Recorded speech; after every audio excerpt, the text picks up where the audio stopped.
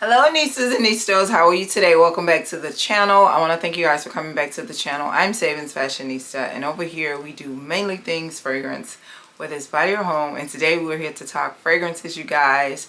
So I want to share with you some of my favorite aldehydic fragrances that I have in my collection. So if you're interested in hearing about these fragrances, please stay tuned.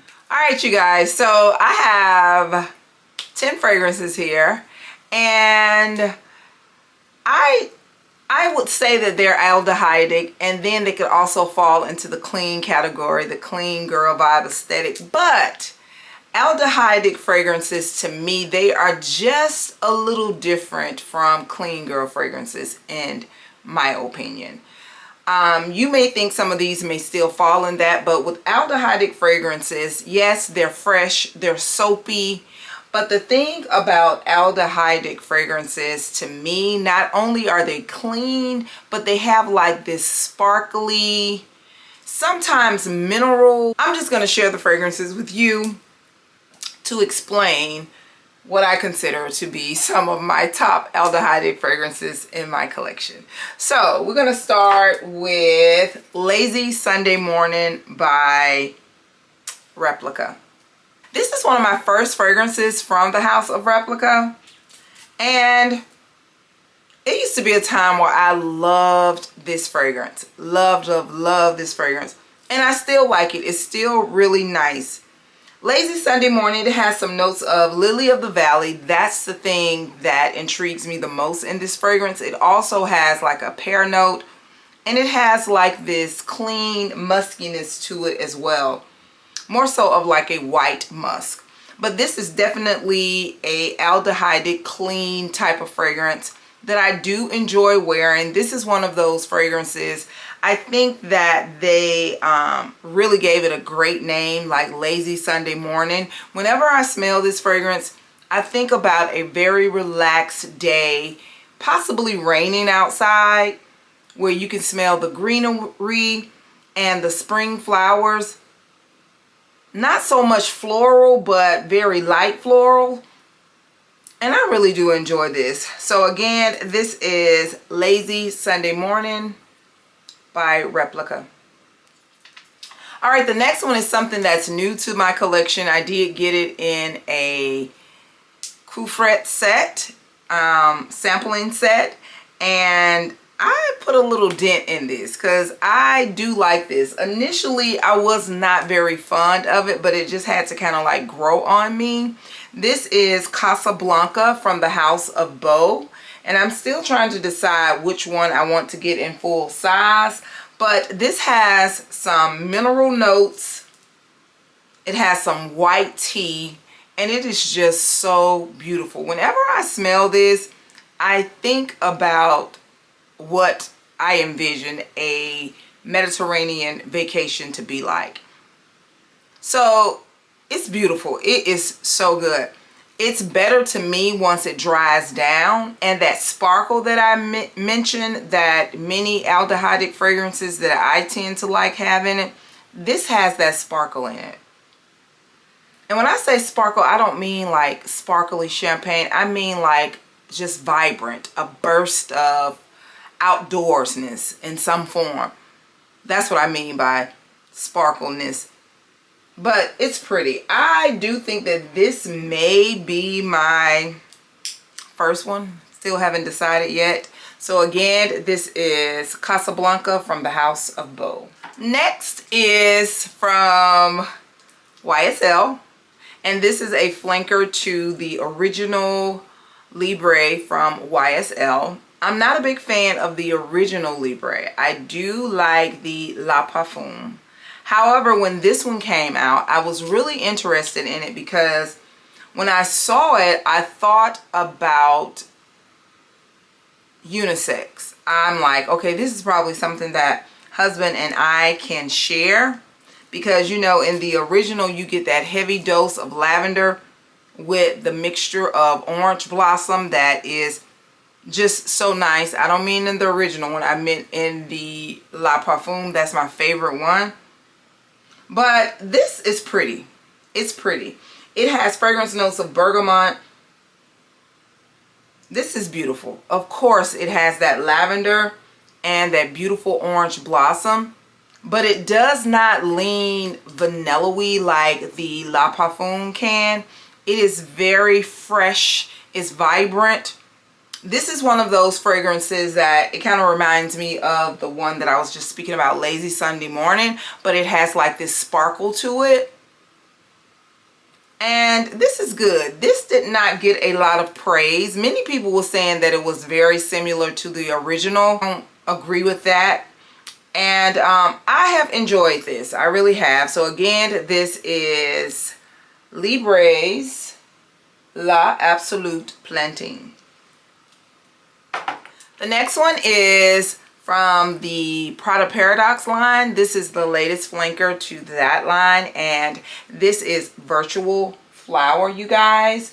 Virtual Flower has some notes of bergamot, jasmine, ambrette, and some musky notes.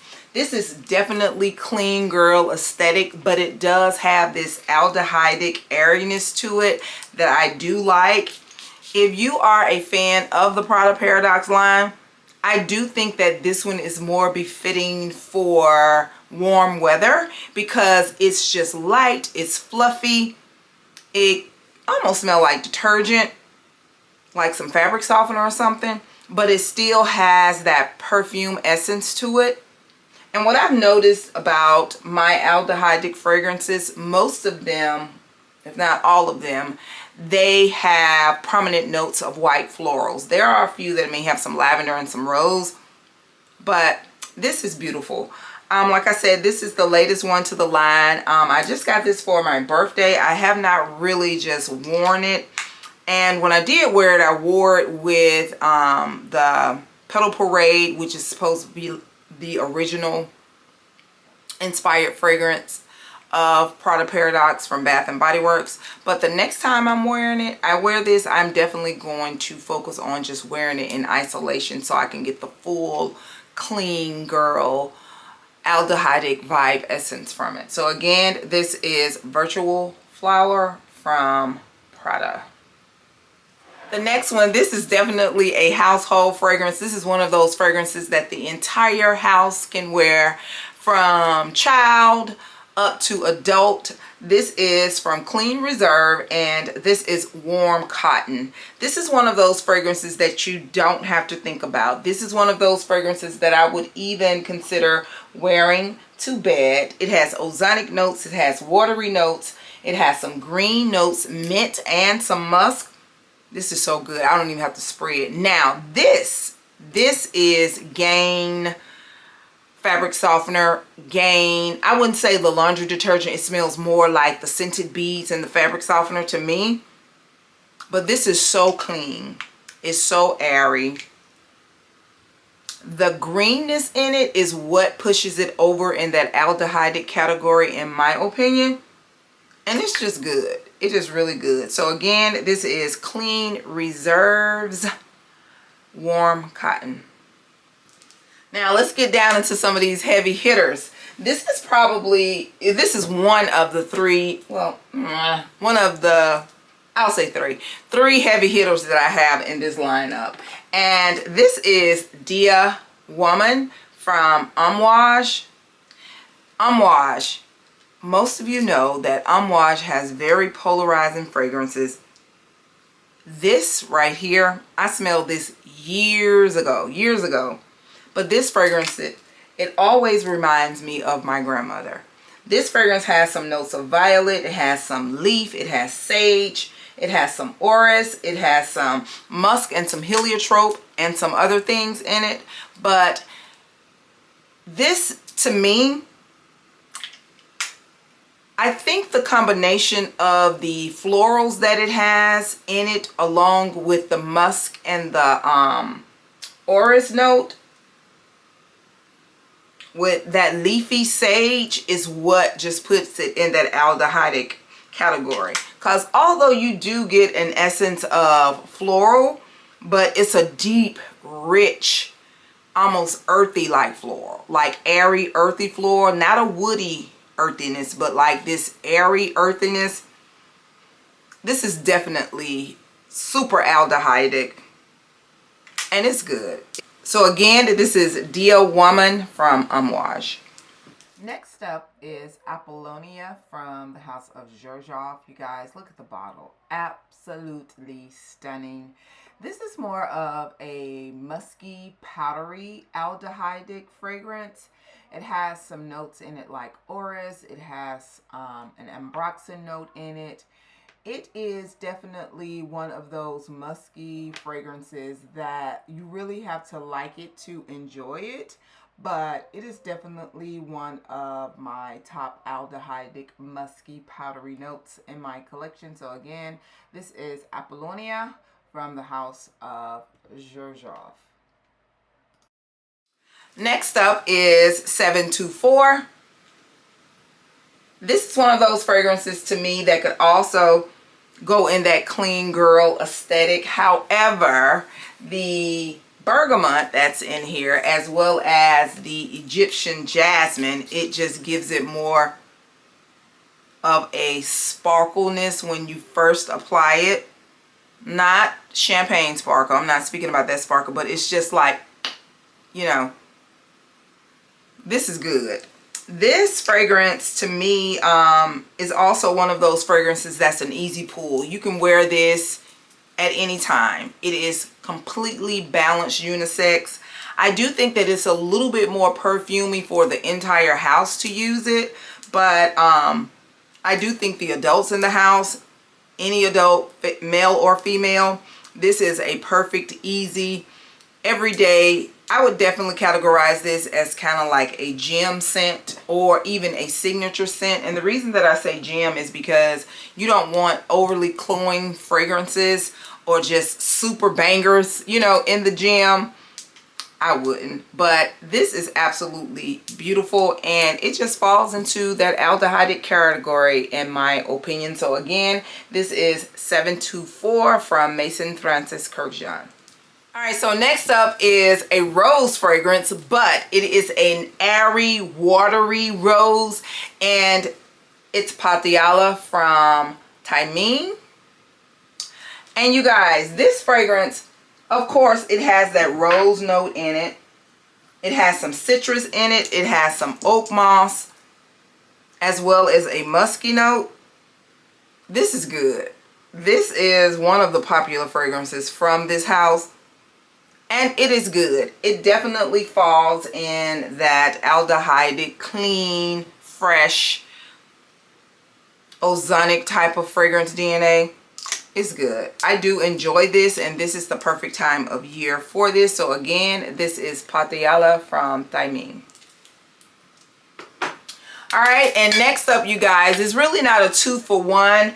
After playing around with these and experiencing them simultaneously as well as in isolation, these right here, you guys, are probably two of the most aldehydic fragrances that I do have. And I'm not really sure what gives it that strong aldehyde. And it could be the Akigali wood. But when I think of Akigali wood, I think more of oud. But, I mean, that's earthy. It's wood. So, the original one, you guys, it has the white peach note. It has white florals like Lily of the Valley. It has some vetiver, and it has some Akigali wood.